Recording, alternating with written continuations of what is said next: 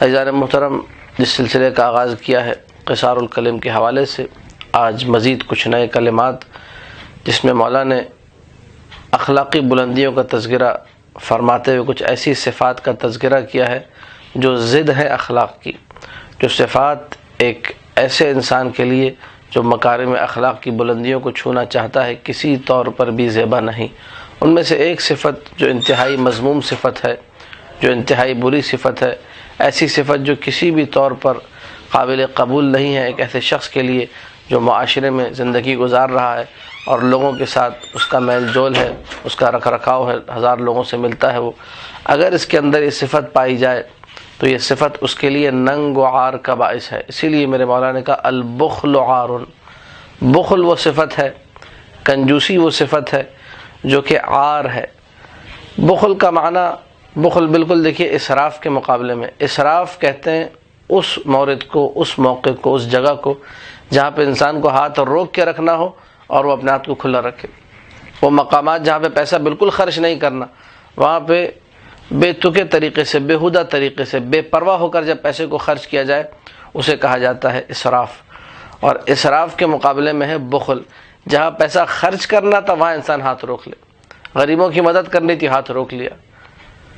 یتیموں کی پرواہ کرنی تھی، یتیموں کے سر پہ دست شفقت رکھنا تھا وہاں پہ اپنا ہاتھ روک لیا۔ اپنے واجبات کی ادائیگی کے حوالے سے حتیٰ کہ بعض لوگ اس بخل کی وجہ سے واجبات سے دور ہو جاتے، خمس نہیں دیتے، زکوٰۃ نہیں دیتے، صدقات نہیں دیتے، رد مظالم کے پیسوں کو ادا نہیں کرتے، کیونکہ یہ بخل جیسی مذموم صفت ان کے وجود میں پائی جاتی ہے۔ اسی لیے مولانا کا البخل عار، اس کے دونوں جنبے ہمیں اپنی نگاہ میں رکھنے چاہیے۔ ایک یہ عار ہے دنیا میں بھی اور دوسرا یہ عار ہے آخرت میں بھی۔ مولانا مطلقاً کہا ہے بغیر کسی قید کے، البخل عار، بخل کنجوسی وہ صفت ہے جو ننگ و عار کا باعث ہے۔ دنیا میں لوگ کہتے ہیں اس سے نہیں ملو یار، یہ جو ہے چمڑی جائے دمڑی نہ جائے، کنجوس مکھی چوس، یہ تو کسی کو اپنا بخار بھی نہ دے۔ دیکھیے کتنے سارے جملے ہیں جو معاشرے میں رائج ہیں، اور یہ جملے وہ جملے ہیں جو کسی انسان کی بری صفت کو بیان کر رہے ہیں۔ چمڑی جائے دمڑی نہ جائے، یعنی اپنا کسی کو چار آنا دینے کو بندہ خدا تیار نہیں ہے، اتنا بخیل آدمی ہے۔ مکھی چوس، مکھی اگر کی شہد میں گر جائے، کہیں چائے میں گر جائے تو اٹھا کے اسے بھی چوس لے کہ میری چائے کا قطرہ یا شہد کا قطرہ مکھی کے ساتھ نہ چلا جائے، مکھی کو چوس لے انسان۔ تو یہ مثالیں جو دی گئی ہیں بخل کے انتہائی جو ہے آخری درجے کو بیان کرنے کے لیے دی گئی ہیں۔ وَإِلَّا کسی بھی طور پر بخل جو ہے ایک اچھے انسان میں اور خاص طور پہ امیر المومنین سلام اللہ علیہ کے ماننے والے میں مولا کو اصلاً گوارا نہیں ہے، کیونکہ روایات میں یہ ملتا ہے کہ وہ انسان جس میں بخل پایا جاتا ہے وہ جنت کی خوشبو بھی سونگھ نہیں سکتا، 500 سال کی مسافت سے بھی اس کو جنت کی خوشبو محسوس نہیں ہو سکتی، کتنا بھی قریب ہونا چاہے کبھی وہ قریب نہیں آ سکتا۔ بخیل نہ لوگوں کے قریب ہوتا ہے، بخیل نہ خدا کے قریب ہوتا ہے، بخیل نہ ائمہ کے قریب ہے، نہ رسول اللہ کے قریب ہے، نہ جنت کے قریب ہے، کسی بھی اچھی چیز سے بخیل قریب نہیں ہے۔ بخل کے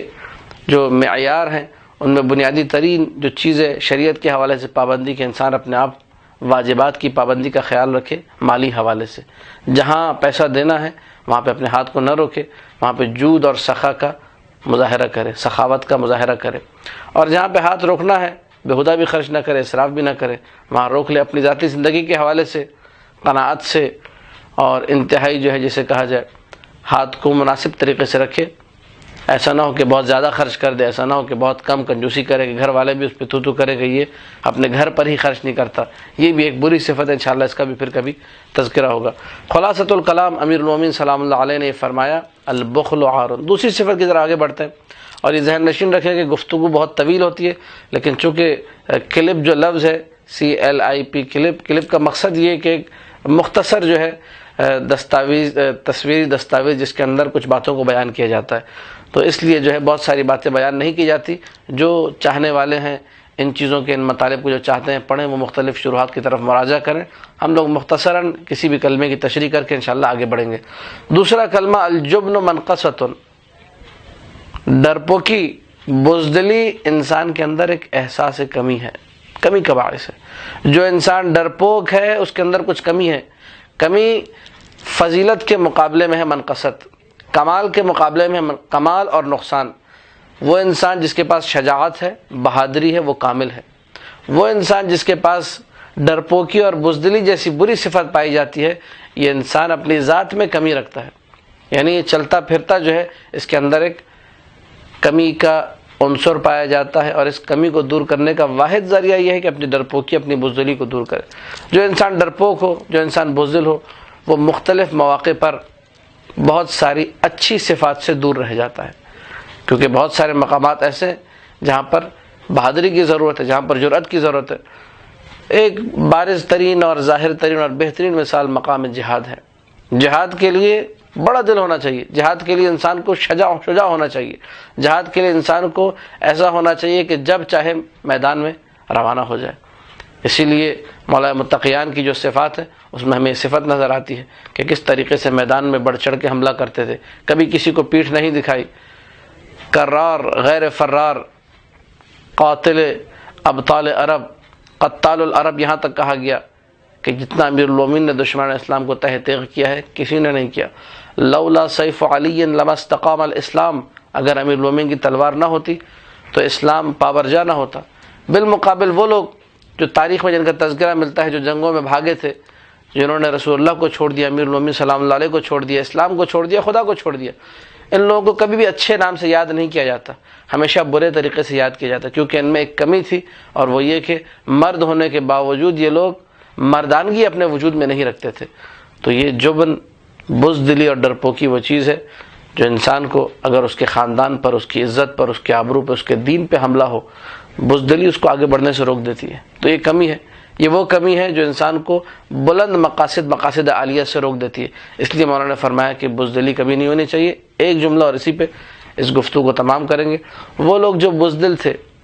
تاریخ طبری میں یہ واقعہ ہمیں ملتا ہے۔ واقعہ کربلا میں کچھ ایسے لوگ تھے جو نہ لشکر یزید میں تھے نہ لشکر امام حسین میں تھے۔ یہ وہ لوگ تھے جو بیچ میں ایک پہاڑی پر کھڑے تھے اور دعائیں مانگ رہے تھے، اللہم انزل النصر علی الحسین، بار اللہ حسین ابن علی کی مدد فرما۔ آنسو بہا رہے تھے، گریہ کر رہے تھے، لیکن ان میں سے کوئی ایک بھی اتر کر حسین ابن علی کی مدد کو نہیں آیا، کیونکہ ڈرپوک لوگ تھے،